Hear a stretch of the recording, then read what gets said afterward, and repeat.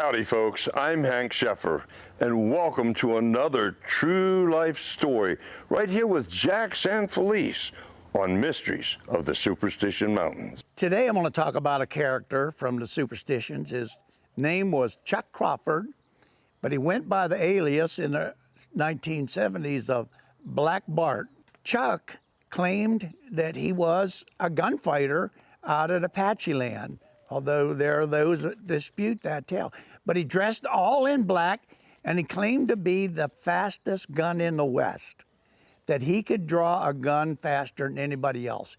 He also claimed that he was related to Broderick Crawford, the actor. And Broderick Crawford was a guy that played in Westerns and played in a police show in the 1950s. Chuck was this larger than life. He was about 5'4", but when he talked to you, he made himself as big as John Wayne, and everything was large, and he thought large and talked large and had tall tales to tell. He came to Arizona about 1970, and he went into the Superstition Mountains with a friend of his, and they're both drunk, and they were going to just search this mysterious place.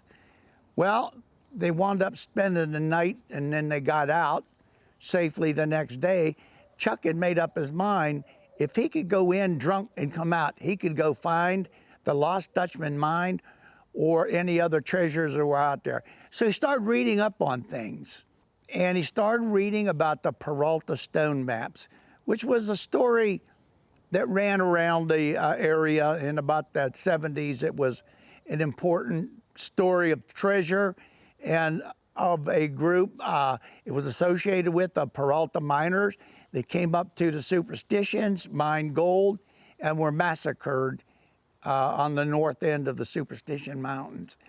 So Chuck became enamored with the stone maps, and he believed that he could find the treasure by following those stone maps.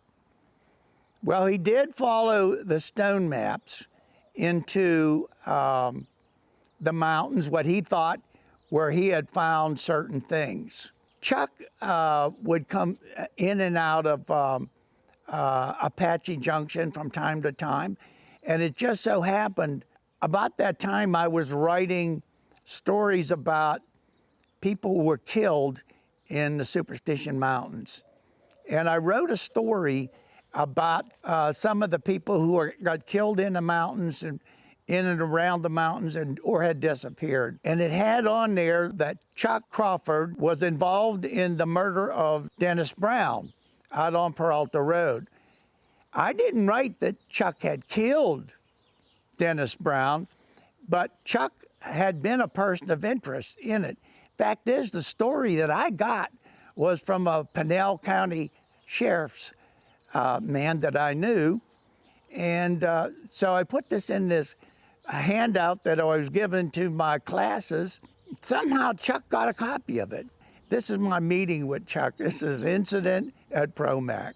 Anyhow, I happen to be in there and I'm looking for a hammer, or actually working with some fellas up at the Silver King mine.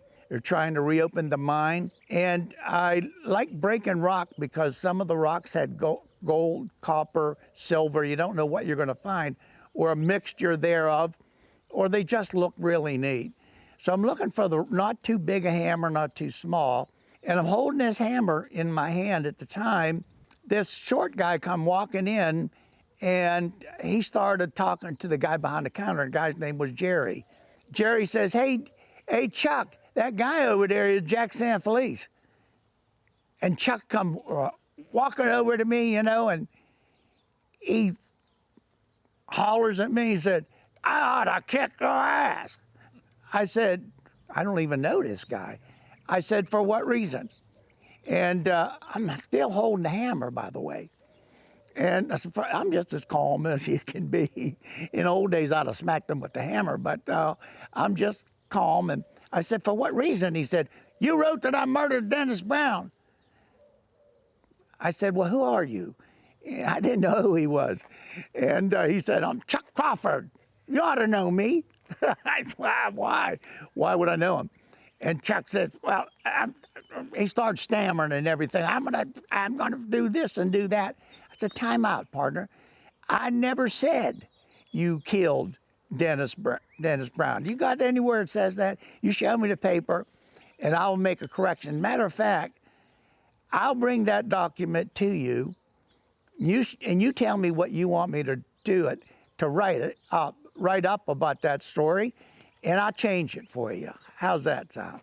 And he's still kind of huffing and puffing, and Jerry behind the counter could see that this was escalating a little bit, and perhaps there might be something he didn't want to take place in that store. He said, hey, Chuck, did you notice Jack's holding a hammer in his hand this whole time? And Chuck looks over at me, he said, oh. He looks, he goes, oh. He said, well, tell you what. He said, you call me and come out and see me, and I'll tell you a story about searching for the Dutchman's mine. That's how I met Chuck Crawford. Well, and so I started to do a little research on Chuck. I didn't have the foggiest idea who he was. I started doing some research on him, and I started finding some information about him, and said he always carried a gun, and he liked to shoot guns. So I said, well, I'll go out and see him what his story is, because I interviewed all those old timers. I wanted to get their stories, because you never know when it's going to be a great story. So he called me. I didn't call him. I guess he called Jerry, got my phone number, and he called me, says, come on out to my house in Queen Valley, and he gave me directions. And so I said, well, I'll go out there and see what, I brought somebody with me. I brought somebody else with me, but I'm going armed. And so my trusty little 38 here in a stainless steel manner, I carried this for many years in the police department. I put that on and I wore it out there.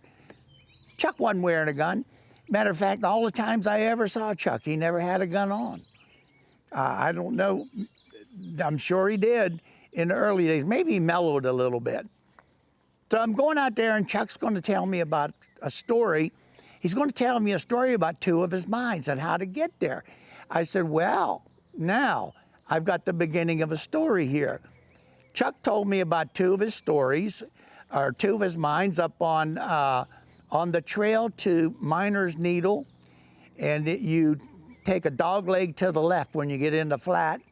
And so next week, I get my friend, whose name's also Jack, and we hike up there, and he didn't give us very good directions, but I guess he figured we knew where we could find it. So we go up there, and we take a dog leg, and we started looking to see some prospect holes, and I see some green stain, which green stain like chrysocolla means that's copper stain, and maybe there's something to it. So we climb up on this plateau, and sure enough, I see a mine dump where a lot of rocks are tossed over, and I see a hole. So we get up on top, and my friend Jack said, let's go check out this mine. One of the holes was partially covered up. It was a tunnel, and it was the left tunnel we were going to go in. Well, we have little pen light flashlights. We weren't very much in those days. In the daylight, we always carried something. So we started walking in there, and the tunnel looked like it was getting longer and longer. And all of a sudden, my friend Jack heard the sound of a rattlesnake. And he got so excited, bam! He knocked me up against the wall. My head hit the wall of the mine tunnel, which was all stone, and he ran out of that place. Well, I got back out and said, Jack, what in the world scared you so bad? He said there was a rattlesnake in there. Well, let's go find out. And so I got my hiking stick, and we walked in and shined on it. Sure, he was curled up in a ball, and right next to the wall. I said, Jack, we'll just get him out of here, and he said, well, you get him out. So I took my stick, and I got him on the stick, and I just threw him outside in the brush, and we walked on back into this mine tunnel. We went back about 90-some feet, and it's cone-shaped, like a lot of the early mine tunnels were by the old Mexicans and even Americans, cone-shaped and solid rock. It didn't require any timbering or anything. So we walked on back about 100 feet, and you could see where there were tools. There was picks, shovels, buckets. So someone had been working there, bringing out what they thought was ore. Now there was some green stain in there. So that must have meant maybe there was some copper stain in there at that time. The rock was mostly reddish. Well, I brought a couple of samples out, and I said, well, I'm going to take these back to Chuck to see if this is his ore, this is the place. So the next time we came to Queen Valley, which was about next week, I went back to Chuck's, and he said, yeah, that's my ore, that's got gold in it. I said, okay.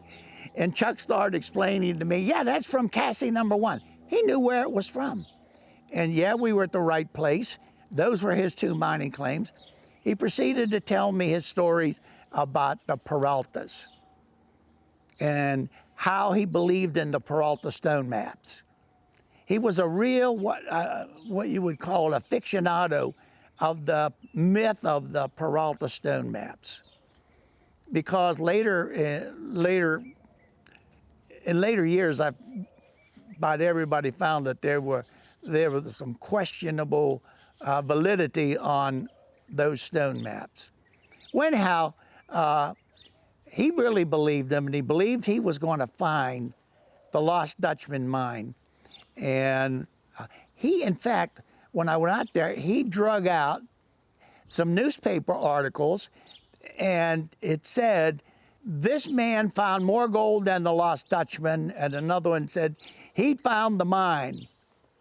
And so I read those articles. I said, I got to go back and talk to Chuck Crawford about these things and see where he thinks he found the mine at. And well, I go back, we start talking to Chuck, and he started explaining things to me, this, that, and other. This was in LaBarge, towards Upper LaBarge Box. Well, I had already been there. I had gotten the story from Salvatore, my friend, and he had explained who was up there. In fact, I attended a lecture by a man named Chuck Kenworthy. Said up in the same area, he had searched for the Lost Dutchman Mine. Well, when I had been up there was nothing but red dirt up there. And you could see where people were digging, and you could see where there was a cave up off the top of LaBarge Canyon, and you could see an outline where people were digging, had been digging for some time, apparently. But I saw nothing that would lead me to believe that there was any precious metals there. So I discounted it. So I went back to Chuck and I started talking about it. And then Chuck says, yeah, there was gold up there. I found it. I was digging it. He said, I'm going to show you some photos of when Channel 12. I took Channel 12 up there, and that must have been a long, hard hike for them with the cameraman carrying their cameras up there, because he showed me the photos of the cameraman on big camera. And in those days, I guess in the 70s, were pretty good sized cameras. And how they lugged that stuff up that hill and got in and out of that place had to be a story in itself. Said, hey, look, and he showed me the photographs, and he said, this is where the Dutchman's Mine is. And he believed this where he said, I followed the Peralta stone map, and that's where they led me to. And that's why I believe that that's the Dutchman Mine. And we just got to dig a little more, and then we'll start bringing the gold out. He said, I've found gold from up there. And he showed me some red dirt and some containers. And I said, well, I got to follow this story a little bit more to see where old Chuck takes me next. So we started, exploring where Chuck had been and the places he took me to in and around Bob Ward's cabin, and not too far from Bob Ward's cabin. Well, the next time I meet Chuck, I'm going out there. He said, meet me out by so-and-so, by Bob Ward's cabin, and I'm going to show you where it is. Well, I go out there by Ward's cabin, and I don't see Chuck. Well, I heard a machinery some machinery working. So we drive around this road, and the road leads you down to an area where the old Burns Ranch house used to be by Peralta Wash. And sure enough, I see the yellow monster there. It was a big old front end loader. And there's Chuck sitting on it. And he just digging away here and that and here, that, and the other. He said, yeah. He said, I got to provide these guys with 20 ton of this ore that contains platinum. Okay. Here comes another guy down. And this other guy got a gun on him. And big old 6-gun, he's hauling at Chuck. He said, get off that front end loader, that belongs to my friend. And I don't know, I didn't know this guy at the time. And he said, you borrowed that and you ain't never giving it back. I said, well, it sounds like one of the old prospectors. And this front end loader was a pretty good shape. And when I asked Chuck where it got from, he said, oh, it's mine. I bought it. Well, this guy come up, and I thought he was going to draw iron on old Chuck. And at that time, Chuck says, I borrowed it from this guy. He couldn't ride it anymore. He was a one-armed man.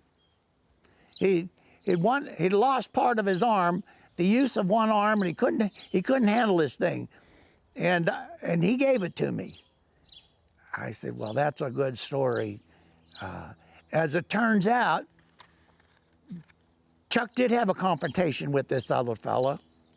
And this other fella apparently pulled his gun on Chuck and demanded he turn over that front end loader. He must have, because the next time I was out there with Chuck, I never saw the front end loader. And by that time, I'd pretty much heavily involved with the Silver King mine. I said, Chuck, why don't you give me a bucket of that ore, which you think I might have platinum, I'll take it up to the Silver King, we'll run the ore for you. But maybe I need a little more. Give me 2 or 3 5-gallon buckets of it. So we did take it up there, but we did not find platinum. However, I called Chuck, said, Chuck, we didn't find it. We'll come down and I'll show you. Come out to my place. So the next time we go there, we're out at Chuck's, and he takes me behind his house. Chuck has got pots and pans and vats and this on tables, different color water, green water, blue water, brown, orange water. And he had this chunk of rock material, and it looked like it had some metal in it. And he said, look, I'm gonna prove it to you. And he sticks his whole hand in this thing, orangish red, in this orangish red that water. It looked like water. It wasn't water, it was acid. That was aqua regia. And that's what I thought it was, but I wasn't sure. And he pulls his hand out, and his hand is smoking. He's still holding the stuff. And his hand is all smoking, turning red. And he said, hey, Jack, grab me some water over there. It's over there. I said, where's the water? I didn't want to bring him another vat of acid. And I finally got the water for him. He dunked his hand in it. He brought it out, and it's still bright red. And he said, look, you can, and he said, get this scope. Get my scope and look at this, and you can see the gold in this thing. Well, I did see something, but I wasn't quite sure. You know, there are a lot of things that could look like gold: copper, pyrite, iron pyrite, chalcopyrite. They all look like gold. So I said, Chuck, why don't you bring some stuff up to the Silver King with me? And I took him up to the Silver King and introduced him to the Dean family who was working it. And they had a table. And by the way, we did take those 5-gallon cans up to the where the ore crusher was. We crushed them up, and we took them down to the table, and we tabled his ore. Well, when you table, you would expect to see some metal. If there was metal in there, we would have expected to see it come across the table, and we didn't see anything. But that doesn't mean a lot, because when it comes across the table, there are 2 or 3 different colors, because the rock in itself was different colors. So we were watching it, and then some of it dropped into a 5-gallon bucket, and we're examining it. And Chuck says, "Yeah, there's the gold. There's the gold right there." And so the Deans took some samples of it and sent it to an assayer. And I still have one of the samples of the red dirt, quote, ore, which he claimed that came from the Dutchman Mine. But to this day, I still have it, but to this day, I never could see it. The platinum, now I was telling about his platinum. And he took this collector metal, and that's nickel. You can use nickel as a collector for platinum. He had a lot of stories about gathering platinum and metals. And old Mr. Dean had sat down with him and talked to Chuck Crawford for 4 hours.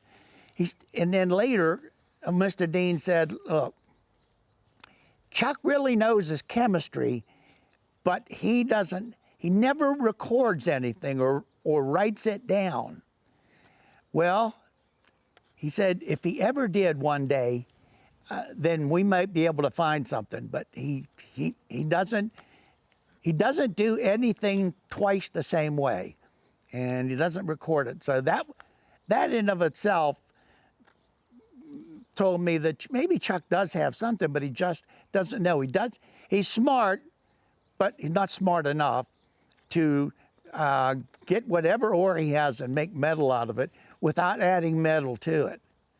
Chuck in his later days got sick. And I said, "Chuck, I promise you, I am going to write a story about you." When Chuck passed away, he was only 64 years old. He looked like he was 90. And I did write a story about Chuck, and I put it in the next book that I did write, Lost El Dorado of Jacob Waltz. Chuck had a lot more stories to tell me about treasure and things like that. And that's my take on Chuck Crawford, one of the colorful characters of the Superstition Mountains. Did he really find any gold out there? That's one of the mysteries. Thank you for watching this episode of Mysteries of the Superstition Mountains.